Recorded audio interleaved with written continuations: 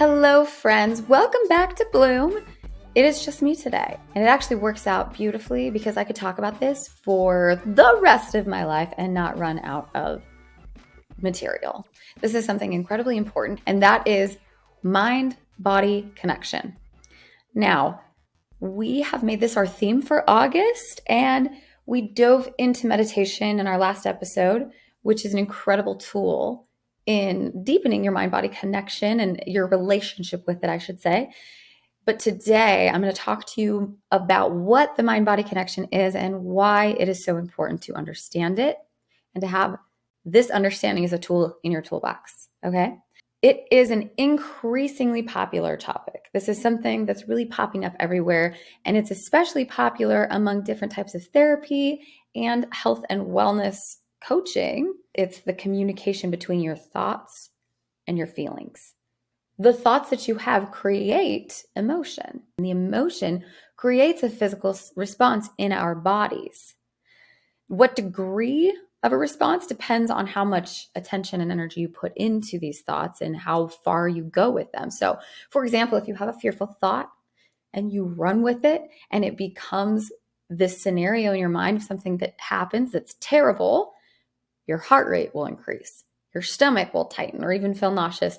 And you may even start to sweat or cry or even laugh. Lots of different emotions that physically manifest in your body. Now, that all sounds innocent enough until you start to see the long-term physical effects of an unhealthy mind. And often when people start to feel uncomfortable physically, they end up treating the symptom instead of the cause, which is the mind. So think of it this way.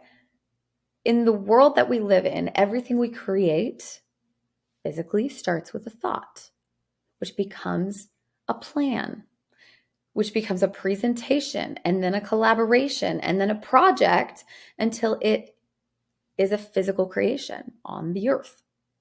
And the same thing happens in our bodies. The way we exist physically in this world is directly tied to our mindset, which is the collection of beliefs that we have about the world and about ourselves. And those beliefs are a collection of what we've been taught directly and indirectly, beginning with what we were taught by our parents. And that's why people tend to have similar health and wealth as their parents. And this is what creates generational trauma. And this is why diets don't work long term. I'm really going to dig into the physical element of this because this is about mind-body connection, but it's really energy, physical connection. It's all related, right? It's all the same. But let's talk just mind, body, and how this affects us individually on a physical level. So when you get on a diet, essentially what you're doing, what you're committing to is tackling the symptom instead of the root cause. And let's talk about it, obesity, for example. And this is not body shaming in any way. You can be big and beautiful and love yourself completely, no matter what size you are. And I hope that you do. I'm simply talking about it from a health standpoint. Okay, so let's say you go to the doctor and your doctor's like, hey, your cholesterol is dangerous, in a dangerous spot. And in order to take care of that, let's have you lose some weight. All right. Because that's probably what your doctor's going to say if your cholesterol is high. That's not what I would say. That's because I like to treat the root, not the cause or not the symptom. So you're like, okay, so obviously you're very motivated. You do want to lose the weight because you're like, oh yeah, I want to live. I want to be healthy. Like, I don't want to die. And so I want to lose the weight. So you try a diet, doesn't work. You try another diet, it doesn't work. You try an exercise program, it doesn't work. It might work a little, but it doesn't really achieve what you need to achieve and help you lose the weight that you need to lose. And you might even go get surgery. I wish I had pulled up these numbers, but this percentage is crazy of the people who get surgeries to lose weight, weight loss surgeries, end up putting that weight back on is astronomically high because they don't change their mindset and they don't change their habits. And so they end up in the same situation. Here are a few reasons why mentally you might have a block and it's difficult for you to lose the weight. Maybe you've been told your whole life that as you age, you just gain weight and that's just the way it is. So you don't actually believe that you can do it. Maybe you've experienced some kind of trauma and you've learned to turn to food for comfort. And that trauma is not going away. So that need for comfort isn't going away. And that's what you've been conditioned, or what you've conditioned yourself to do to feel safe and secure, is to turn to food. Maybe you're afraid that you'll be rejected by your significant other or your family. This happens all the time. And it's because, this is a final thought, you've tied a large part of your identity to how you're showing up physically in the world. And we all do to an extent, because it's what we know, surface level. It's easy. You see someone, you judge, you decide where they belong based on how they look. This is very prevalent in humanity. And you've tied so much of your identity to being the big friend that you don't know where you'd fit. You wouldn't know if you would belong anymore if you lost the weight. So you can see there are things that really we do want, but our mind can get in the way of that without us even really understanding what's going on or being able to see clearly what's happening. Not only that, but let's go back to just emotions. Let's say that you have emotions that come up. Okay, you grab onto a thought, it creates an emotion. But what happens when you don't allow yourself to process that emotion is it gets trapped in your body. And this is an entire episode in and of itself, to be totally honest with you. There's a lot of science and research that is showing us that our bodies are physically affected by trapped emotions.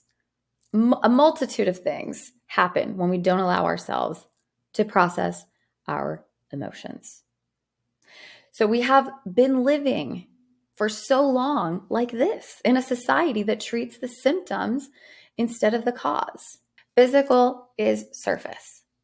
We are like 99.9999% energy. The atom, which is what we're all made of, is 99.999% energy. And space, which is what fills up that space, is that energy. We're barely physical beings as it is. And yet that's what we put most of our effort into, because it's the stuff we can make sense of easily. It's the stuff that comes out on the surface.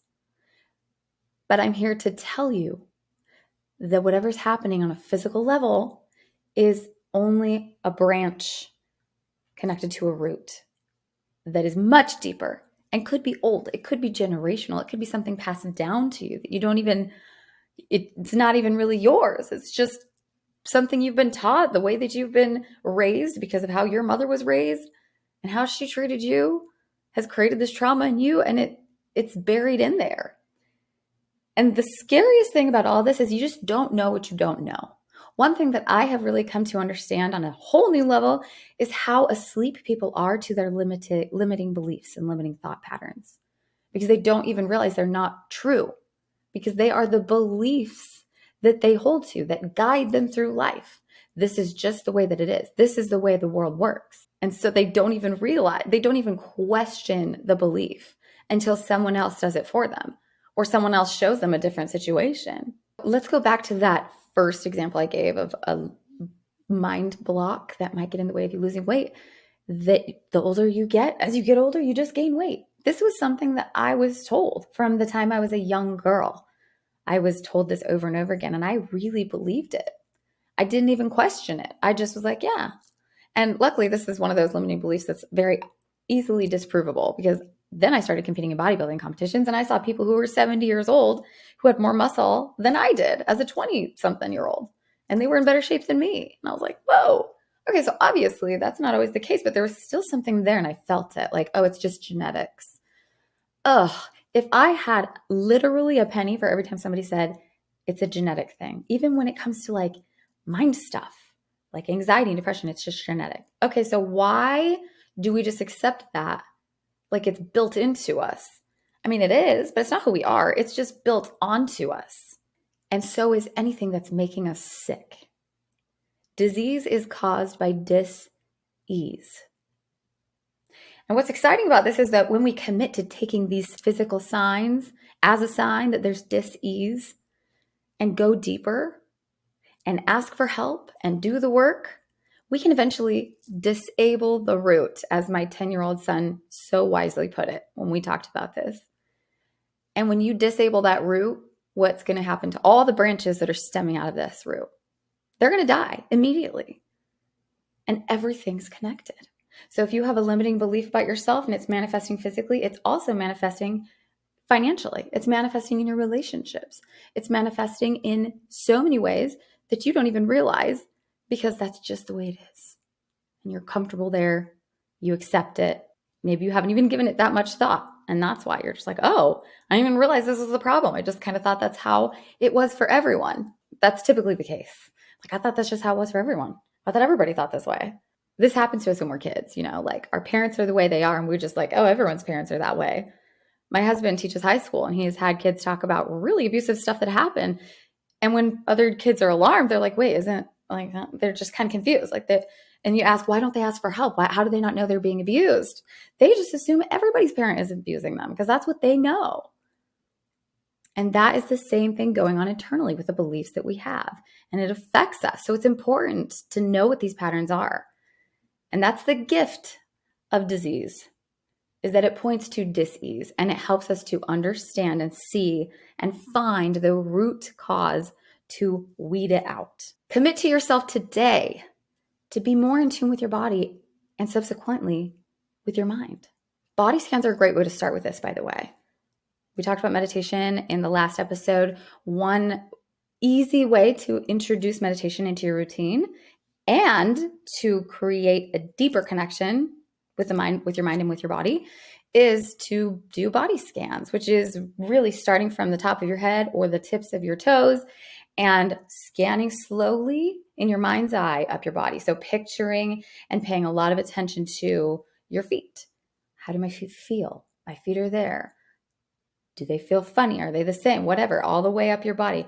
There's my knees. There's my hips. Oh, actually, my hips do feel a little painful or a little off or coming up. Oh, I do actually have some chest pain or whatever. It's a great way to be really present because you're in your body, mentally in your body. But it also helps you to pay more attention to your body, which creates that presence that we want from meditation. And it creates that connection to your mind and your body that helps you to live healthier and happier. Don't assume that any physical ailment or discomfort or anything less than optimal health and high, amazing energy is just a part of life, because it's not.